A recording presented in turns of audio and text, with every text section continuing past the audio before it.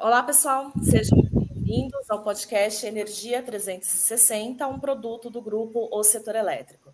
Meu nome é Flávia Lima, sou jornalista e head de conteúdo do Instituto Setor Elétrico, que é o pilar de educação do grupo. E juntamente com meu colega, o jornalista Edmilson Freitas, editor da revista O Setor Elétrico, conduziremos a conversa de hoje. Tudo bom, Ed? Olá, como vai, gente? Bom, hoje vamos tratar sobre um tema que é extremamente delicado e urgente para todo o planeta, que é o dilema dos eventos climáticos extremos. Tempestades, ventos fortíssimos, queimadas, inundações, temperaturas fora de controle, né, para cima ou para baixo, tem atingido o mundo todo e causado grandes transtornos para a população, incluindo perdas de vidas. Diante dessas condições, a infraestrutura de abastecimento de energia é também severamente impactada. E no Brasil, o setor elétrico já enfrentou duras situações que exigiram medidas emergenciais para restabelecimento do sistema e acionaram aí um alerta vermelho para toda a rede elétrica. É preciso se preparar para tornar nossos sistemas elétricos mais resilientes. Pois é, Flávia. Os desastres naturais têm se tornado cada vez mais frequentes, expondo a fragilidade do sistema. Para se ter uma ideia, de acordo com o Ministério de Minas e Energia, as fortes chuvas e enchentes que atingiram o Rio Grande do Sul em 2024 geraram um dano de mais de 1,1 bilhão no sistema elétrico do estado. Na época, durante o período mais intenso da crise, mais de 2 milhões de pessoas ficaram sem energia.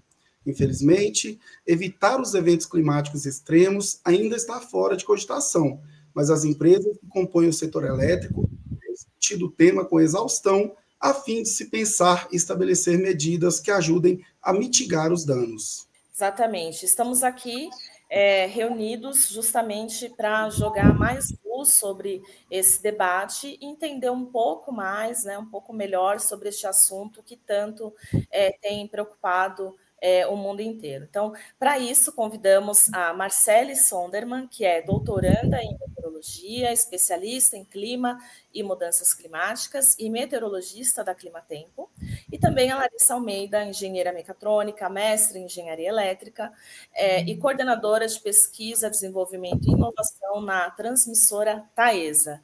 Sejam muito bem-vindas, meninas. Bom, gostaria de começar com a Marcele, porque acho que a dúvida que todo mundo tem feito aí nos tempos é o que está acontecendo com o planeta. Queria que você contasse um pouquinho para a gente sobre a sua experiência, estudos sobre as mudanças climáticas, passando aí por todo esse cenário atual que a gente está vivendo, não só no Brasil, mas, enfim, no mundo todo. Obrigada, Flávia. Olá, Flávia, Ed, Larissa. Bom, primeiramente, muito obrigada pelo convite. E essa é uma ótima pergunta, né? Algo que tem realmente despertado cada vez mais a atenção do setor elétrico e de diversos outros setores nesses últimos anos, principalmente, que são anos que a gente tem sentido os impactos ali de fato no nosso dia a dia, tem observado diversos eventos extremos e a gente está buscando entender o que tem acontecido no clima como um todo, o que tem acontecido nesses últimos anos. De fato, o que estamos vendo é que o planeta ele está passando ali por mudanças climáticas sem precedentes históricos, e essas mudanças climáticas estão ali impactando diversos setores, como economia, saúde, o setor elétrico, agronegócio e diversos outros setores em todo o país. E isso também afeta como é que a gente vai se planejar para o nosso futuro. Se agora o clima atual, né, todos esses eventos extremos já estão acontecendo, o que a gente pode esperar para os próximos anos? Isso vai continuar de forma tão frequente, de forma tão intensa? Como é que a gente vai precisar se adaptar no futuro? Há um tempo atrás, a gente falava muito de mudança climática e a gente pensava assim: os nossos filhos, nossos netos, bisnetos é que vão sofrer lá com as mudanças climáticas futuras, vão sofrer com o aquecimento global. Mas, na verdade, hoje a gente já está passando por isso. Hoje a gente já está sentindo esses efeitos do aquecimento global, das mudanças climáticas.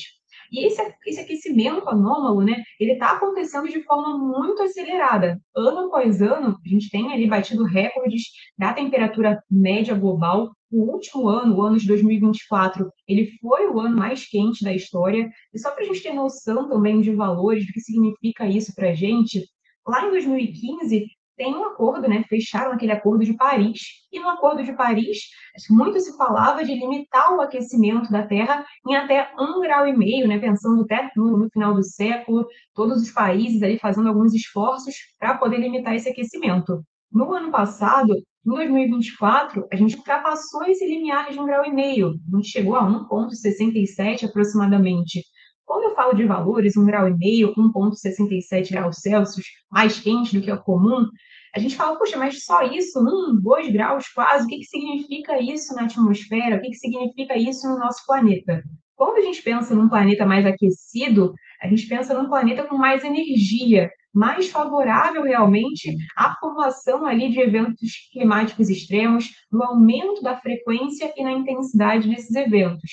E quando a gente fala, né, evento climático extremo, a gente está falando ali tanto de secas severas, que a gente tem vivenciado aqui no país, né, batido recorde na região norte do país, por exemplo, mas também como de chuvas intensas. E a gente relembra nos últimos anos, né, de 23, de 24, vários eventos de grandes acumulados de chuva que a gente teve aqui no Brasil como um todo. Assim como a questão de temperaturas, né, muitas ondas de calor acontecendo também de forma frequente, de forma intensa. Eu tenho estudado sobre mudança climática desde a minha graduação. Então, desde que eu comecei a me formar em meteorologia, eu venho estudando projeção climáticas futuras, venho também entendendo como é que o clima realmente ali tem mudado, né, tem se alterado nesses últimos anos. Ao longo do meu mestrado, também continuei ali bem focada na parte de projeções climáticas futuras de eventos extremos, e isso pensando, né, não só nesses próximos anos, mas até o final do século. E o cenário é realmente ali assustador quando a gente vai falar em termos de projeção climática para os próximos anos, em termos de aquecimento. Isso é quase uma tendência ali linear, cada vez mais aquecendo, e esse combustível que a gente vai injetando, né, na atmosfera, esse calor que a gente vai injetando na atmosfera, cada vez mais impulsionando eventos climáticos extremos. Hoje, eu sou também aluna de doutorado, estou focada mais ali na simulação de ciclones bomba, que também são um perigo aí quando a gente pensa para o setor elétrico, né, a formação desses sistemas. E na Climatempo, eu trabalho muito próximo do setor elétrico ali, justamente também na conscientização ali do que são as mudanças climáticas, como as mudanças climáticas e os eventos extremos têm afetado ali o setor de fato e como podem afetar o setor nos próximos anos e como o setor pode ali realmente se preparar para isso, o que pode fazer para mitigar, para se adaptar nesses próximos anos. E a maior certeza que a gente vem, né, tendo tanto ali desde a graduação até agora, é que o clima ele está mudando de forma cada vez mais acelerada, e isso ali, o principal fator, né, é de fato a ação humana, por conta ali do aumento, né, dos gases do efeito estufa, como, por exemplo, aí, um dos principais é o CO2, é o dióxido de carbono, e que ele é emitido através da queima de combustíveis fósseis, de queimadas, indústrias, e entre outros fatores. Então, a principal mensagem até, né, trazendo aqui hoje para a nossa conversa é que o clima ele já mudou, ele continua se alterando e hoje a gente precisa se conscientizar realmente disso, começar ali a readaptar e planejar o nosso futuro. Marcele, você fez uma leitura ampla, né, do que a gente está vivendo, não só no Brasil, mas mundo afora, e também um zoom sobre o sistema elétrico, né, que é bastante afetado, e esse, inclusive, é o motivo dessa nossa conversa. Então, vamos conversar aqui também com a Larissa. Larissa, muito obrigado por ter aceitado o nosso convite, né, seja bem-vinda. Eu já vou começar com uma pergunta. Como que está o seu envolvimento nesse tema, né, das mudanças climáticas extremas e os principais desafios para a transmissão? Obrigada, Ed. Eu que agradeço, né? É um prazer, uma honra participar de um debate desse tão relevante. Oi para a Flávia, olá para a Marcele, aqui conosco também.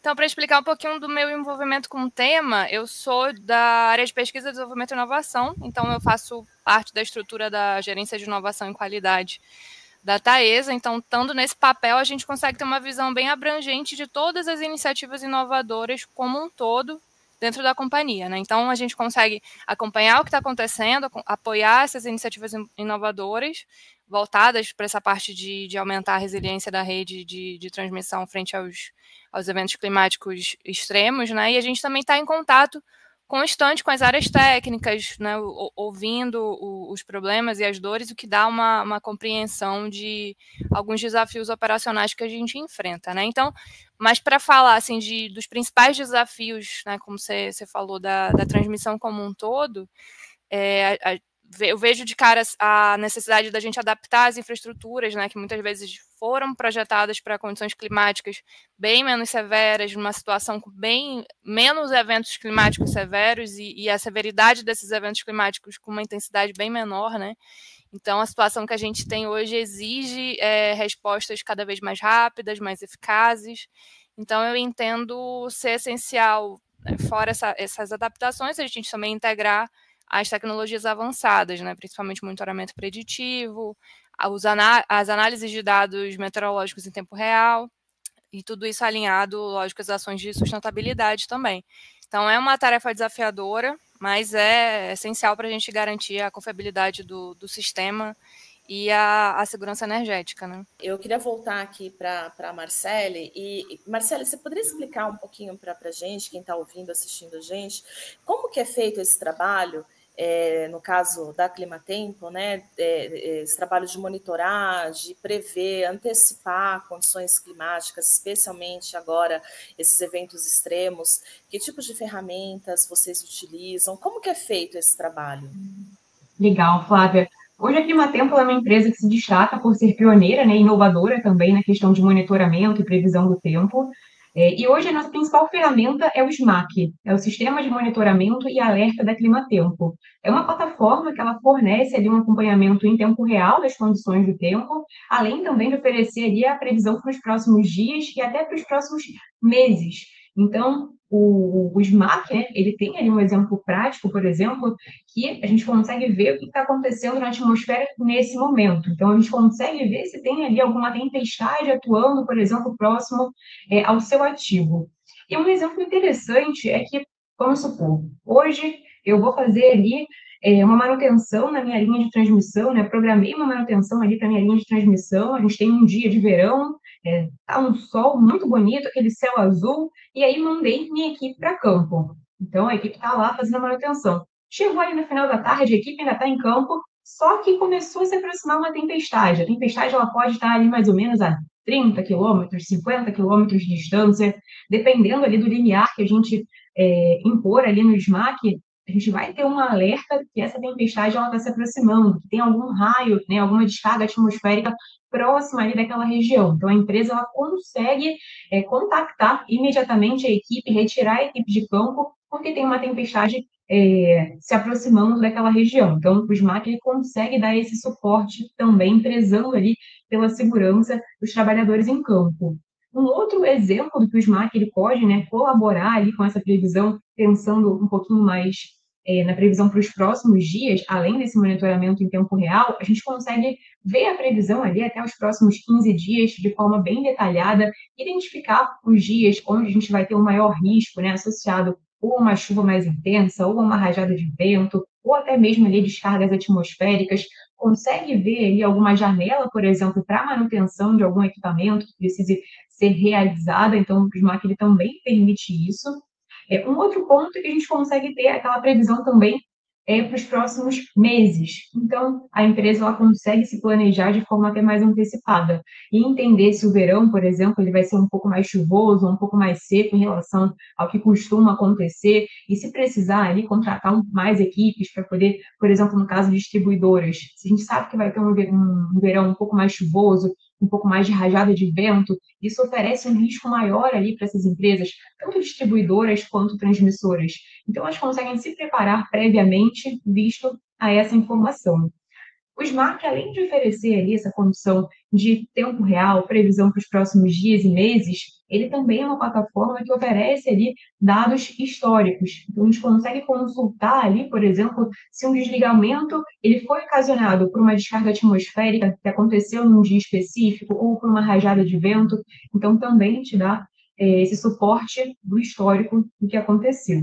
Um outro diferencial hoje da Climatempo para esse suporte às empresas é a equipe de especialistas em clima. Então, não é só uma análise de dados. Muitas vezes tem a plataforma, mas a gente precisa ali traduzir aquela informação. E até de forma prática, falando isso, por exemplo, a gente tem uma previsão ali de uma rajada de vento, que é uma rajada de vento de 60 quilômetros por hora. Se eu falo para a Taísa, linha de transmissão, que eu vou ter uma rajada de vento de 60 quilômetros por hora, eles não estão nem ligando, porque esse 60 quilômetros por hora não vai impactar a linha de transmissão deles. Mas para uma distribuidora que tem uma condição ali de estrutura diferente, um vento de 60 quilômetros por hora, ele vai impactar. Então, os meteorologistas, os especialistas ali em clima, eles precisam traduzir também essa informação para cada empresa, entender ali a peculiaridade de cada um e, de fato, traduzir essa informação meteorológica no impacto que isso pode causar para a empresa, no risco que isso pode trazer para justamente ajudar ali nas estratégias da empresa. Marcele, realmente o desafio é grande, né? O setor elétrico ele é realmente muito afetado com essas mudanças. E é justamente sobre isso que a gente quer perguntar mais algumas informações aí para a Larissa, né? Quais as medidas a Taesa tem feito nos últimos anos a fim de se preparar e garantir a segurança do fornecimento diante do aumento da intensidade e também da frequência dos eventos climáticos extremos em todo o Brasil? Legal, boa pergunta, Ed. A Taesa, ela adota uma abordagem em várias frentes, né? A gente pode dizer bem multidimensional, para fortalecer a resiliência da rede de transmissão. Então, antes de mais nada, né, desde o início, na construção, no planejamento de um projeto bem robusto, tem a aplicação de critérios bem rigorosos, né, além dos que são recomendados nas normas, considerando já esses cenários climáticos extremos, estudos das regiões, temperaturas, ventos que extrapolam as condições brasileiras, né, até pegando condições bem mais severas. Então, pensar por essa frente de trabalho também. Tem a frente do monitoramento avançado, utilizar a tecnologia para fornecer alerta meteorológico em tempo real, utilizar dispositivos de localização de falha, que a gente consiga ter intervenções mais rápidas, mais precisas, né? A frente de monitoramento como um todo, monitoramento preditivo. E a frente de sustentabilidade e ecoeficiência, né, mais voltada também para prevenção, pensando nas projeções a longo prazo, né? Então, a gente tem projeto de reflorestamento em biomas brasileiros, tem a frente de ampliação de energia fotovoltaica, né, energia solar, a gestão sustentável das faixas de servidão, né, que também é um tópico bem interessante, porque existem diversas formas, né, usando drone para minimizar impacto ambiental, como a gente faz com que não precise realizar poda, ver determinada vegetação, fazer o mínimo possível de interferência naquele ambiente para ter uma faixa de servidão que funcione, né, que faça sentido para aquele tipo de região. Então, várias outras frentes também de mitigação de riscos, pensando na prevenção, pensando na redução de emissão de gases de efeito estufa também, né. A gente tem um problema, o problema que já está acontecendo, como a Marcele bem trouxe, né, mas a gente também tem que continuar pensando no futuro, né, além de mitigar o que já está ocorrendo. Então, tudo isso é mais para refletir nesse compromisso para trazer a segurança do fornecimento e mitigar também os riscos climáticos. Perfeito, Larissa. Eu, voltando aqui na Marcele, ela já comentou um pouquinho, né, do uso dessas tecnologias, novas tecnologias aí na construção de, enfim, plataformas, mecanismos que melhor, né, ajudem aí a prever situações complicadas, né, do clima. Eu queria que você falasse um pouquinho mais, né, desenvolvesse um pouco mais esse tema, falando sobre novas tecnologias como inteligência artificial, aprendizagem de máquina, que tipo de aliadas tecnológicas vocês têm usado a fim de implementar melhorias no sistema de monitoramento e previsão de eventos climáticos? Perfeito, Flávia. A Climatempo ela tem investido continuamente aí nos avanços tecnológicos para a gente conseguir melhorar cada vez mais o monitoramento, a previsão do tempo, a previsão climática. Sempre que eu falo previsão do tempo, a gente está falando aí para os próximos dias, e previsão climática a gente já entra aí nos próximos meses. Bom, um grande exemplo dessa melhoria que a gente tem buscado da previsão é o nosso modelo CT2W, que é o Climatempo Wise Weather, E esse modelo, ele busca ali, né, ele quer oferecer a melhor previsão possível para cada região do Brasil, para cada região da América do Sul. E como é que esse modelo ele funciona? Ele funciona primeiramente avaliando ali vários modelos, né, mais de 200 modelos meteorológicos diariamente, e ele faz uma seleção de quais os modelos tiveram ali o maior desempenho nos últimos dias, nos últimos meses, e aí, com base também em métricas estatísticas, né, essas avaliações são feitas com base em métricas estatísticas, ele vai fornecer ali como se fosse uma média ponderada, falando simplificadamente, para cada região e vai buscar sempre essa melhor previsão possível ali para cada região do Brasil. Então, a gente já tem uma avaliação, já tem ali uma inteligência por trás da nossa previsão e tem tido um destaque ali, principalmente nesses últimos anos. Um outro avanço importante também, que a gente tem comentado bastante, e a gente vê isso na nossa plataforma, né, no SMAC, é a nossa previsão de curtíssimo prazo, que é a previsão para as próximas horas. A gente combina ali o uso da inteligência artificial com dados observados. Esses dados observados são dados de radar, dados de satélite, estações meteorológicas, tudo que está acontecendo ali naquele momento.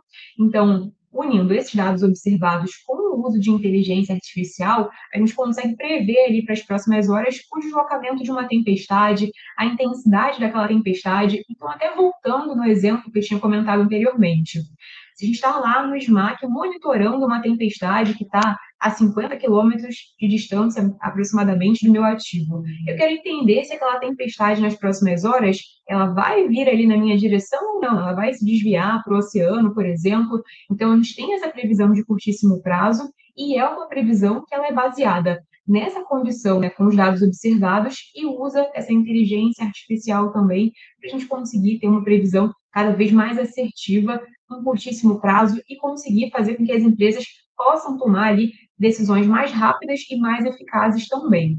Um outro exemplo que a gente tem utilizado inteligência artificial, machine learning, é também a questão de traduzir a informação meteorológica para os impactos diretos que isso tem no setor elétrico. Por exemplo, casos de desligamento de energia. A gente consegue treinar aqui modelos de machine learning com os casos de desligamento de energia, associar ali as condições meteorológicas que estavam ocorrendo naquele momento, e com isso, treinando esse modelo, a gente consegue também prever um potencial de desligamentos no futuro, com base naquelas condições meteorológicas que a gente ensinou ali, treinou aquele modelo. Então, são alguns dos exemplos que hoje a gente utiliza na Climatempo, que a gente trabalha na Climatempo, sempre dando esse suporte, né, para as empresas tomarem as melhores decisões de forma rápida, de forma mais eficaz e mitigar esses riscos. Marcele, o que você está dizendo aí, na verdade, é a capacidade, né, a resiliência, ou seja, todos esses eventos, eles estão constantemente testando, né, a resiliência do nosso setor elétrico aí nas suas várias áreas. E é sobre isso que eu gostaria de fazer uma nova pergunta aqui para a Larissa, sobre a questão das instalações de transmissão, né? Muito provavelmente elas não foram implantadas para suportar umas condições tão severas, né? Isso tem demandado muitos investimentos em tecnologias, reforço de rede, pessoal, etc. Como equilibrar os investimentos sem onerar muito o consumidor final? Essa é a pergunta que a gente passa aí para a Larissa na área, por exemplo, de transmissão, né? Não, perfeito. Eu acho que o segredo, sem querer puxar a sardinha para a minha área, que é inovação, mas o segredo é inovar, né? É priorizar inovações tecnológicas, priorizar, porque não dá para justamente investir em tudo que se imagina que vai melhorar, então priorização de inovação tecnológica, sempre pensando em eficiência operacional, otimização de processos, né? E investir essas soluções de monitoramento preditivo, para que a gente consiga reduzir os custos, evitando que a falha aconteça, né, evitando falha antes que algo se torne mais crítico. Então, além disso, também buscar mais parcerias estratégicas, trabalhar no desenvolvimento de soluções cada vez mais sustentáveis, mais econômicas. Eu acho que é a combinação desses fatores que permite que a gente fortaleça a rede como um todo e mantenha os custos controlados. Eu vou continuar aqui com a Larissa e emendar aqui mais uma pergunta para ela, que é com relação ao treinamento, à capacitação, orientação das equipes né, para que atuem rapidamente, seja no restabelecimento, né, da energia ou de algum equipamento aí após tempestades severas, quanto também nessa prevenção, né, conforme a Marcele comentou, né? Então, assim, diante de um alerta, de algum aviso, né, como é que funciona essa orientação para os times da empresa? A capacitação contínua realmente é bem importante para que a gente consiga garantir essa resposta mais rápida, essa resposta mais eficiente. Então, fora os treinamentos regulares, as simulações, né, tudo que a gente já faz também. Além disso, as equipes de operação elas utilizam esses sistemas de alerta em tempo real, como a Marcele bem trouxe, né, esses alertas meteorológicos, para que a gente consiga antecipar as situações críticas e fazer mobilização de equipe, tomar essas decisões de forma o mais rápido possível, né, de forma ágil. Além disso, também investir na digitalização dos processos, no uso dessas tecnologias de última geração. A gente tem dispositivo de localização de falha, que consegue ajudar a gente a acelerar a identificação desses problemas, a correção desses problemas. Então, é a combinação desses dois fatores. Vamos falar de avanços, né? Como o Climatempo tem trabalhado junto ao setor elétrico para antecipar riscos iminentes e se preparar para passar por eles com o menor impacto possível. Legal, Ed. A Climatempo tem um trabalho muito próximo do setor elétrico, então a gente está sempre ajudando as empresas a se antecipar esses riscos climáticos, a se preparar também para enfrentar ali esses possíveis impactos. E um dos grandes diferenciais que eu diria ali da Climatempo é a nossa equipe de especialistas, tá? Que mantém ali uma interação muito constante com o setor, sempre traduzindo essa informação. É muito importante que a gente traduza ali essas variáveis meteorológicas, temperatura, chuva, rajada de vento, descarga atmosférica, e como isso pode impactar ali em cada setor ali, né, do setor elétrico, cada subsetor. Além da gente contar com a ferramenta SMAC, né, que eu vim comentando aqui ao longo da nossa conversa, a gente também elabora alguns relatórios bem personalizados para cada setor, além também de alguns laudos técnicos que a gente fornece. E um dos principais entregáveis hoje que a Climatempo trabalha muito junto com o setor são os briefings meteorológicos. Esses briefings, muitas vezes, eles são ou diários, semanais, mensais, depende ali, né, varia de empresa para empresa, dependendo de cada necessidade. Nesses briefings, a gente fornece ali uma previsão detalhada para os próximos dias e sempre destacando ali quais os dias com maior risco climático. Então, indicando se aquela rajada de vento ela pode ter um impacto ali na sua operação, se você realmente precisa se preocupar, e sempre indicando ali o risco que aquela condição meteorológica ela pode trazer para cada empresa. Um ponto importante também é que nesses briefings a gente sempre traz ali, por exemplo, tem uma previsão de uma chuva muito forte ali, pelo menos 50 milímetros no dia. Além de indicar que tem aqueles 50 milímetros no dia, que é uma chuva muito forte, pode causar ali um alagamento, um deslizamento de terra, e pode causar um impacto direto ali na operação da empresa, a gente também olha a probabilidade daquele evento ocorrer. Então, existe uma chance muito grande, é 20%, é 30%. Qual é a probabilidade daquele evento muito intenso ocorrer? Então, isso também é importante. E é importante que essa probabilidade, por menor que seja, a gente precisa também passar ali que existe aquele risco. E aí sim a empresa ela vai analisar e ver quais as medidas que ela precisa tomar frente àquelas condições de risco que a gente está fornecendo ali para elas.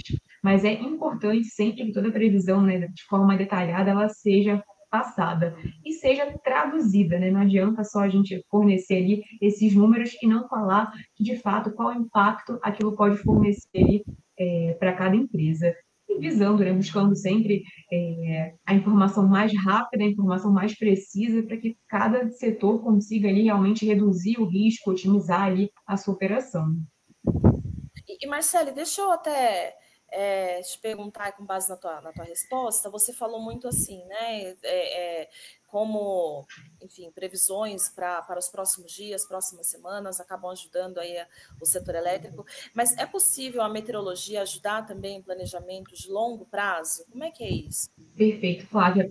Nos últimos anos, principalmente, a gente está vendo ali as empresas se movimentando cada vez mais por busca de projeção climática para olhar 10, 20, 30 anos à frente, 50 anos à frente, porque antigamente a gente falava, né, as empresas se preocupavam muito mais com os próximos dias, no máximo ali o próximo mês à frente.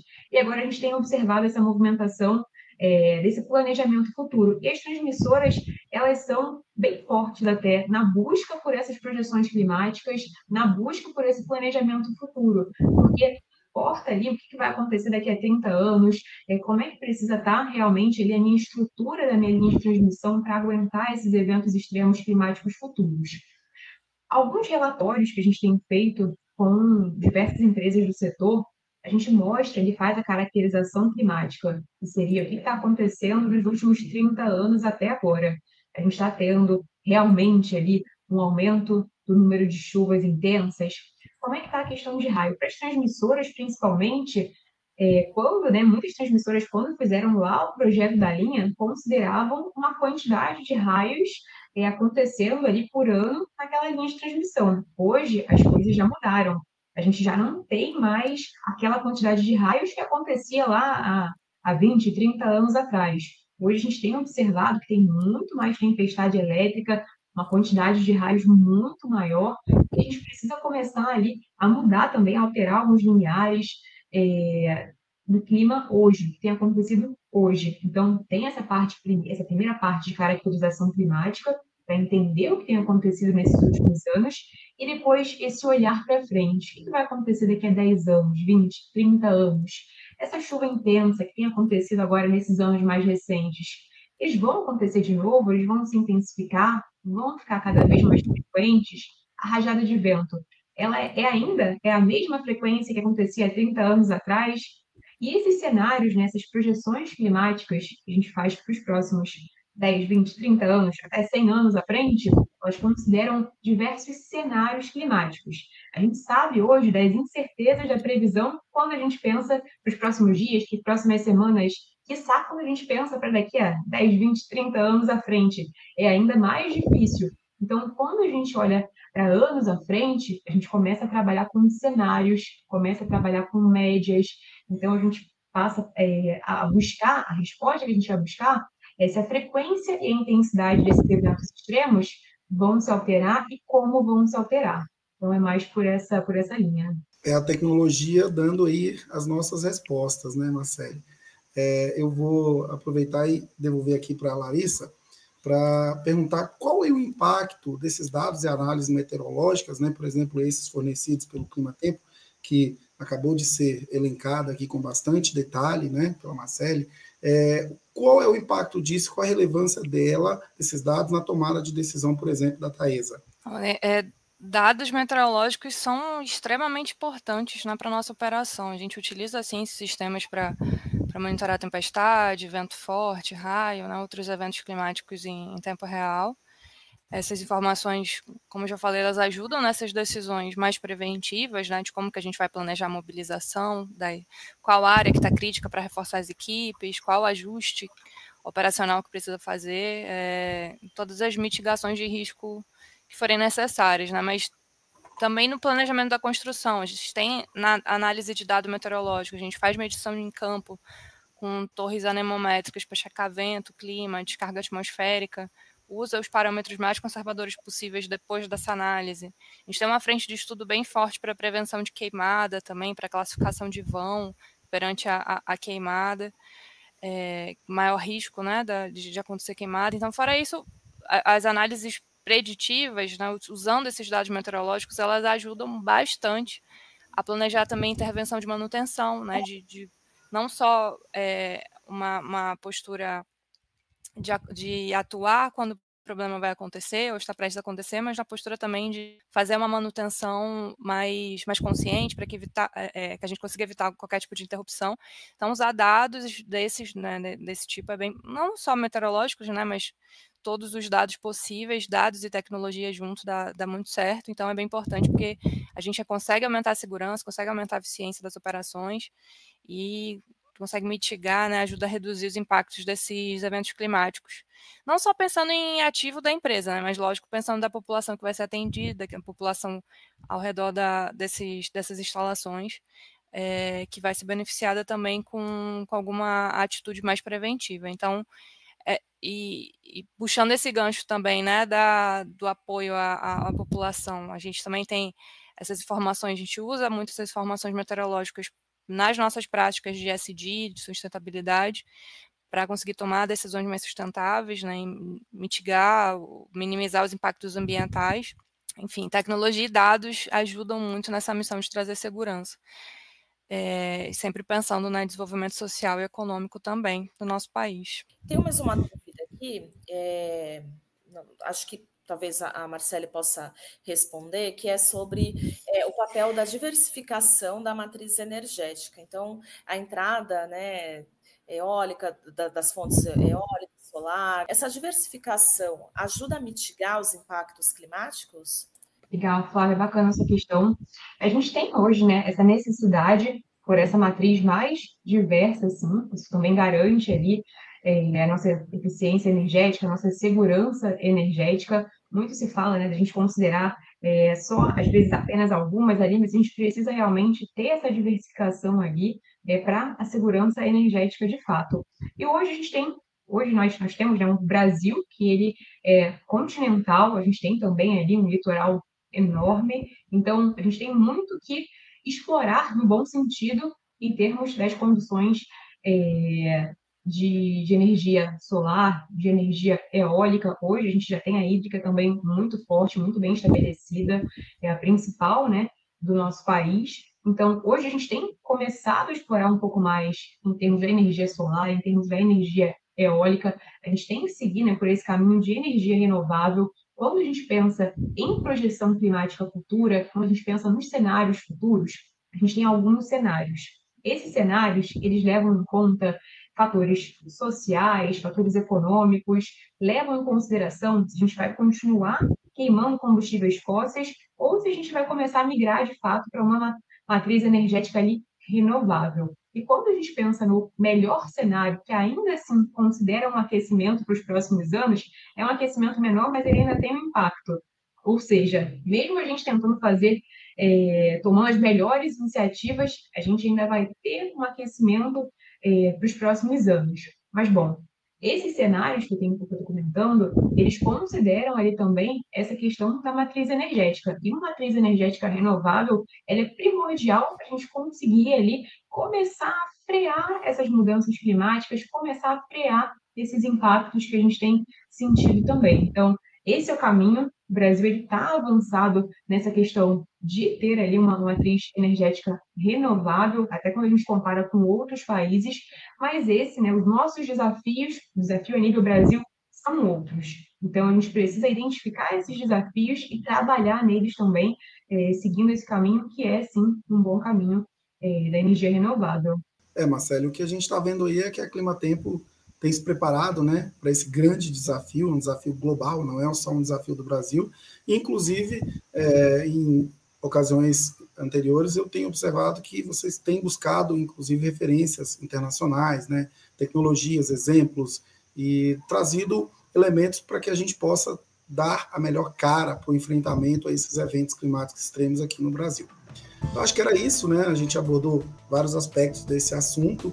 Então, eu queria, em nome do podcast Energia 360, de toda a nossa equipe, agradecer por você ter aceito esse convite, ter trazido aqui todas essas informações aí da Climatempo, e quem sabe numa outra oportunidade a gente volte de novo e abordar outros aspectos desse tema. Então, muito obrigado por ter vindo, viu? Com certeza, Ed, muito obrigada. Obrigada, Flávia, obrigada, Larissa. Obrigada, Marcele, Larissa, por aceitarem aqui o nosso convite. A gente sabe da importância desse debate para o setor elétrico, né? Não é à toa que essa é uma discussão que faz parte, acho que, de todo e qualquer bom evento aí no setor. A gente tem esse tema na mesa, porque de fato ele está na agenda de todos os agentes do setor.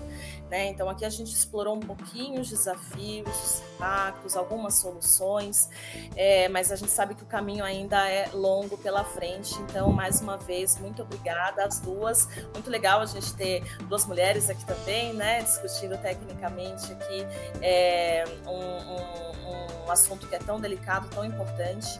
Então, mais uma vez, muito obrigada. E quem estiver no futuro assistindo, quiser saber um pouco mais, nos escreva aí que a gente vai correr atrás aí também de algumas respostas para vocês. Muito obrigada, gente. Gostaria de agradecer a oportunidade, né, de participar dessa conversa tão relevante, que esses desafios que a gente vem enfrentando, né, principalmente no setor elétrico, frente a esses eventos climáticos extremos, eles precisam ser debatidos, a gente precisa ter mais fóruns assim como esse, porque a gente, né, traz esse impulso da gente precisar buscar mais soluções inovadoras, mais eficientes, para que a gente sempre busque juntar a tecnologia, a sustentabilidade e o compromisso com a sociedade, né, de manter a segurança do fornecimento de energia. Então, o debate assim é fundamental, contem comigo, para que a gente consiga fomentar essas ações que realmente fazem a diferença no setor elétrico e enfrentar essas mudanças climáticas, né? Obrigada. Obrigada, meninas. Gente, então é isso, né? Encerramos mais um debate aqui no nosso Energia 360, hoje com duas grandes mulheres aí do setor elétrico, abordando esse assunto que é extremamente desafiador, né? Que é o enfrentamento aos eventos climáticos extremos e os impactos no setor elétrico. Portanto, muito obrigado aí pela audiência. Não esqueça de favoritar o nosso programa Energia 360 aí na sua plataforma favorita de podcast e até a próxima vez.